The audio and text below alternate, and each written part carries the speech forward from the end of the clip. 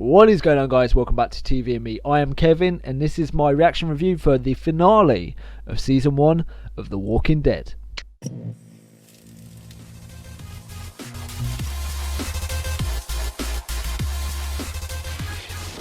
So, the time has come.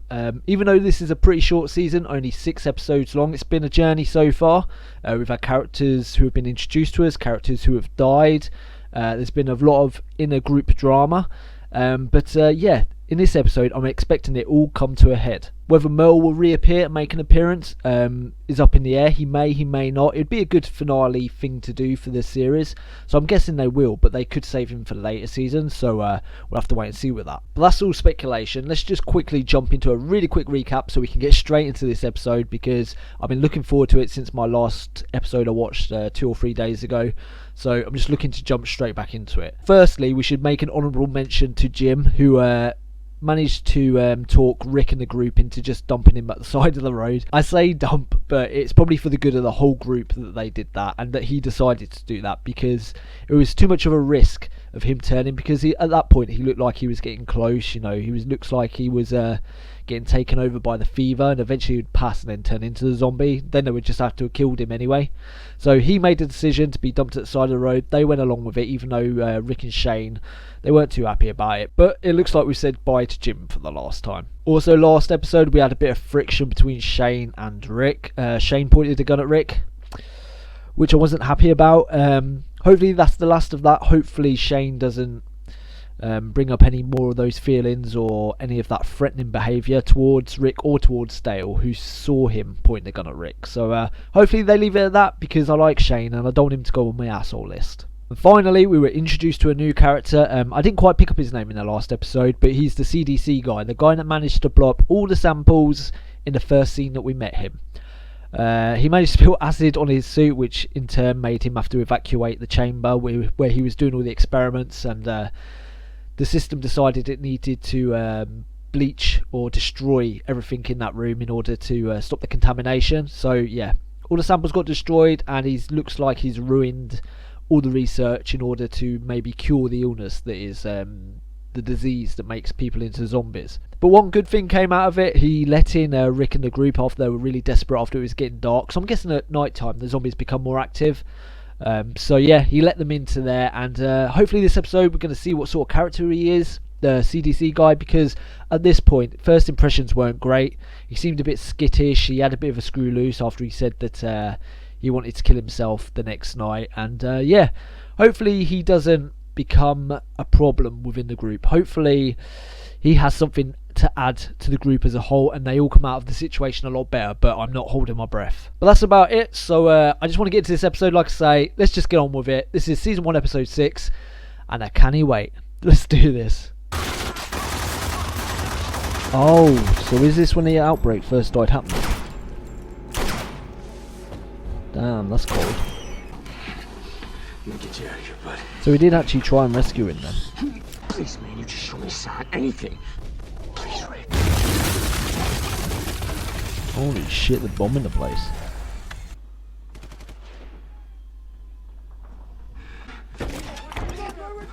So did he think he was dead? That's why he left him? Or was he just saying there that he couldn't help him?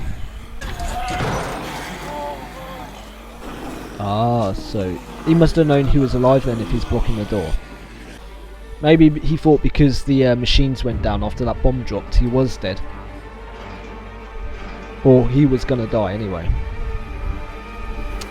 Bit of a shitty decision. I've got a feeling I'm gonna need the Walking Dead cup of tea this week. You got stuff to bring and you do it now. Once this door closes, it stays closed. Where is everybody? The other doctors, the staff? Dead. I'm it.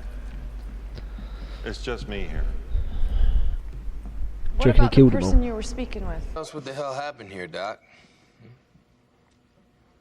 All the other doctors celebrating Shane. Don't need to do this now. This was your move. Supposed to find all the answers. Instead, we found him. Found one man. Why? and food. Well, when things got bad, drink. a lot of people just left. Went off to be with their families. I just kept working, hoping to do some good. Dude, you are such a buzzkill, man. Hot water? That's what the man said. I think that's one of the first things I would miss. Hot water. I've been camping before, and after a week it just... oh god. When you get home it's amazing. Oh, Shane. You're gonna do something stupid, ain't you? Hear what I'm saying? There's nothing left.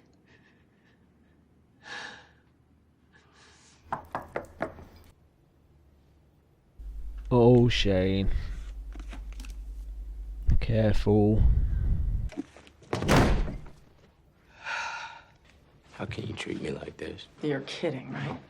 Because you told me my husband was dead. Boy, I didn't lie to you. I even took my ear and I put it on his chest and I listened to a heartbeat and I did not hear one. And I don't know why. Maybe it was gunfire. I don't know what it was, but there's no way he could have survived that. No way. He did. I love you. No, you're drunk. No, you're drunk. I know. And that's the thing is, I know that you love me too, because there's no way that you could have been with me the way that you were. Fuck, Rick's gonna walk in, isn't he? Okay, stop. Listen. You love me too. Get your hands off. Get your hands off. Said I love you. Everybody here.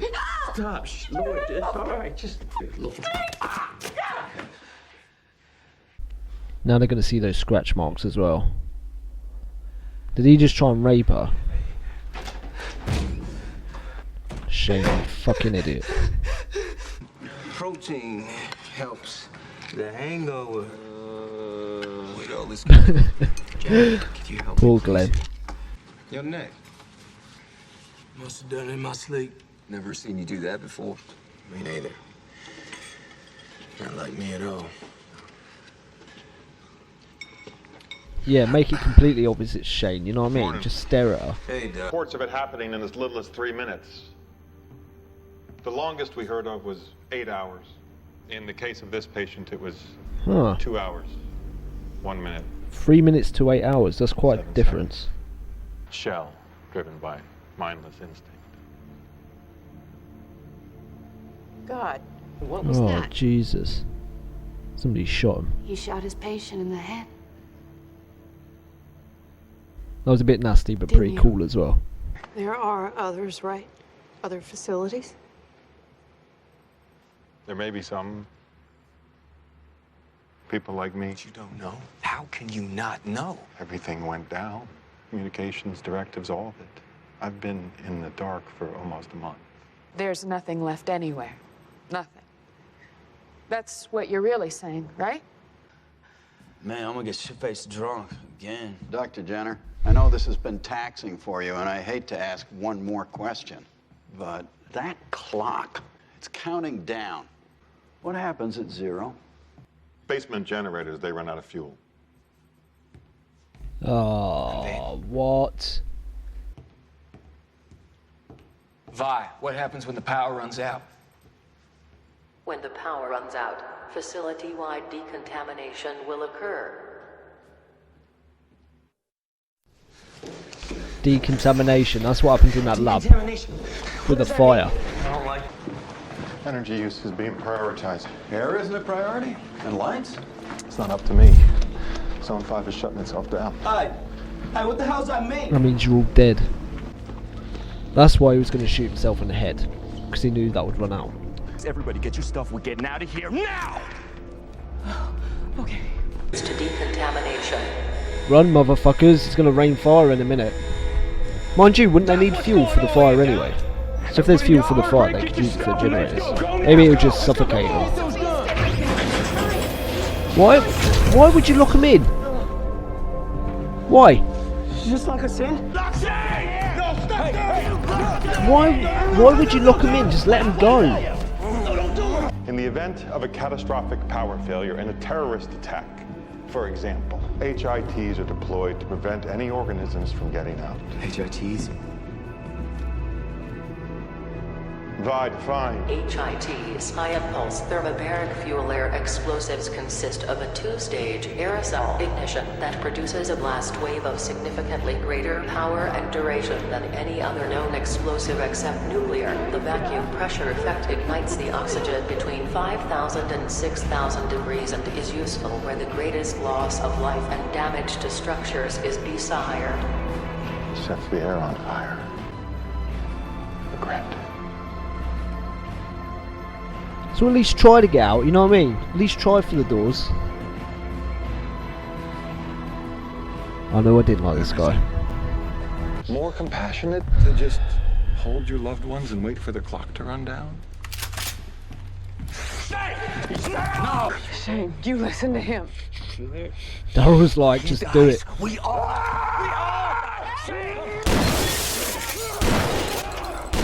Oh my god. I said just shoot the computers to open the doors. Damn it! Talk about out of the frying pan into the fire. Jeez. Luckily it wasn't the computer Shane shot. That would have been like the cherry on top of the cake. Oh no, you didn't. Let's go, Jack. What did he tell him? I'm staying, sweetie. But that's insane. No, it's completely sane. For the first time in a long time. I'm staying too. Andrea, no! Just go! Go! This isn't what Amy would want for you. She's dead. And you need to leave.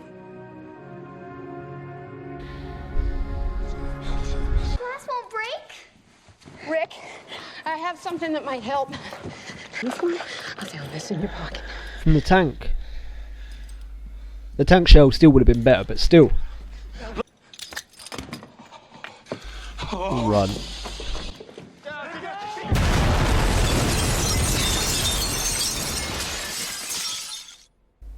Come on, Andrea.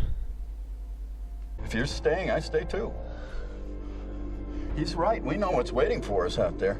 To come into somebody's life, make them care, and then just check out. Don't tell me we're going to lose 3 more people. Yes, I'm not counting the other bloke. They're coming. Oh, what about Jackie? I wanted the group to stay together.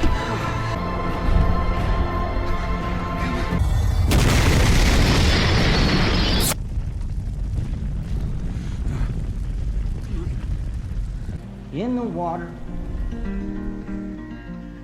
I can't speak the sounds to show no pain.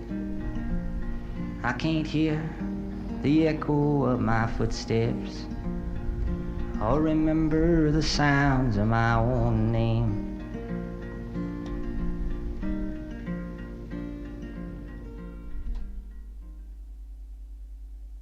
God damn it, I knew that place was too good to be true. They find somewhere which is semi-livable. They don't have to worry when they go to sleep. There's food, there's shelter, there's a slight bit of security, and it all goes to shit.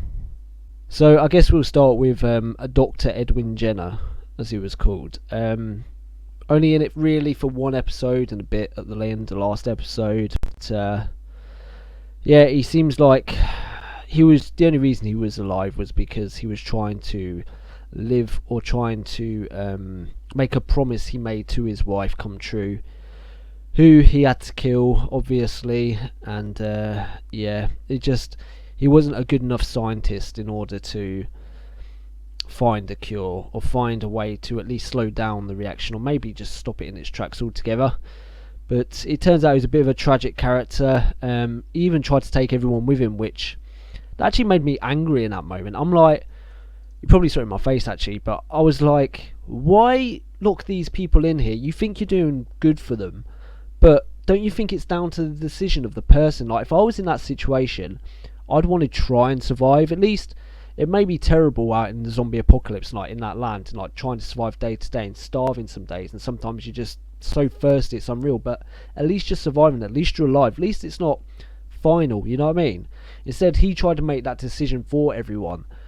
And yeah, I got really angry in that moment. I don't. It affected me somehow. Somebody dictating their thoughts and feelings on them when they just wanted to survive, because they had up to that point they'd fought for every meter they'd gone. They'd fought for it, and just for someone to suddenly say no, you're not going any further. I didn't like that. But luckily, two things. Luckily, actually, Shane didn't shoot the console that controlled the doors, because that would have been a true derp moment. And luckily, Rick also had a grenade to blast out the window that he still had left over from the tank. So that is two fortunate events that happened right there. Actually, a third, because Rick also managed to talk around Dr. Jenner to letting him out of the room, because he's the one that closed the doors. So I was pretty certain that he could let him out that certain area. Even though he couldn't let him out the main doors, he could let him out of there, which is all they wanted, and he shouldn't have locked him in the first place, to be honest. So when he died at the end there, I wasn't too bothered, because even though he had suffered tragedy with his wife, he had forced his wish, or his death wish, upon everyone else. So yeah, I'm not too fussed that character died. And of course Jackie died as well. I really wanted the group to stay together. They went in together, and I wanted them to come out together. Jackie made up her own mind that she'd rather just die there and then than keep fighting every day, which you have to respect. But then Andrea, she decided she wanted to do it as well, and that was two of them. And at that point I was like, oh god, I can't have two more people dying this soon after we've just lost Amy and we've just lost Jim. Even though Jim wasn't a character I liked, he was still part of the group. Yeah, so that would have been rough. And then Dale said he was going to stay. God, if them three had gone, it would have been rough. But luckily, Dale managed to talk Andrea out. I don't know why didn't he try and talk Jackie out as well? I know he said he saw Amy and Andrea as like his children after when they'd first met, but still, Andrea's been a good Jackie's been a good friend to him as well. He should have tried to talk Jackie out of it as well. It'd been good to see her survive. Unfortunately, he didn't, and she died. And you know, although we didn't know too much of a backstory, because with Andrea we've had a bit of backstory about her, like her with her father, and we've seen a relationship with her sister in the past. So there was a bit more attachment to that character. And with Jackie, she's sort of just been in the background here and there. She hasn't really been brought to the forefront, so there wasn't as much of a connection, but still she's part of that collective which I want to see survive. One thing that did surprise me in this episode, quite a bit actually, was Shane. Now Shane is doing some stuff. I know he's drinking at the time, but still, that's no excuse. He's doing some stuff which actually, no, I will say at this point, has put him below Daryl in my rankings of character. Daryl's done some, or said some pretty mean stuff, but he's always been passionate about his brother. Even though his brother's an arsehole, he loves his brother. And he does some rash things, like when he tried to shoot Jim in the head and stuff, but I think he's just thinking about survival at those times. I think he's just a bit hot-headed. Whereas Shane, even though he was drunk at the time, there were some pretty nasty things he was doing to Laurie. Even in that state, he shouldn't be doing that stuff. And also he pointed the gun at Rick, of course, last episode, which I didn't like. And yeah, Shane has dropped below Daryl in the rankings on my list. If he continues on the road he's on, then it's not going to end well for him, or it's not going to end well for someone. Rick loves him as a brother, you can tell, and I know he's going to be devastated when he finds out about him and Laurie, which is going to be really hard to watch as well. I just hope he doesn't continue on the self-destructive path he's on, because alcohol and jealousy is really not a good mix. Surprisingly, no Merle this episode. Or I should actually say unsurprisingly, really, because when I said at the beginning of this, I completely didn't realise or didn't put two and two together in the fact they're in the CDC building. So why would Merle turn up? You know, it makes no sense thinking about it now. But yeah, Merle didn't turn up anyway, and it seems they are saving it for later seasons. I'm actually sort of a little bit looking forward to when he turns up now, because I know it's going to be quite a moment. I'm also interested to see how Daryl reacts, whether in the time Merle's away, maybe Daryl will become closer to the other group of survivors because of the trials and tribulations they're going through together, and maybe he'll reject his brother, or maybe he'll just jump straight on board with Merle again and become an arsehole again. But yeah, I'm looking forward to seeing how that works out.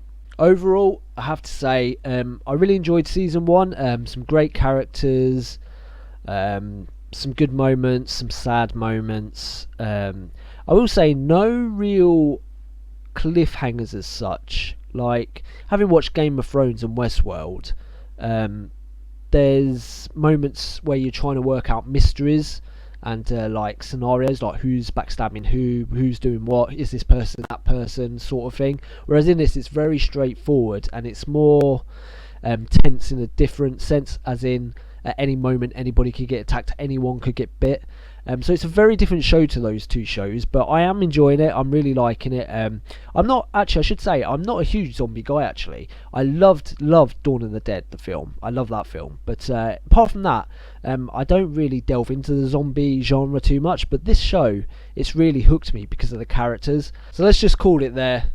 Season 1, episode 6, the season finale, and next up is season 2, which I'm looking forward to. I'm sure there's more episodes next season. I'm not sure how many episodes there are, but we'll find out when I get my hands on it, and yeah, we'll go from there. Before I do go though, I just want to say a quick thank you to everyone for the likes and the comments like I do every week, and I also especially want to say thank you to Rosita, I hope I don't butcher your name, Rosita and Robin.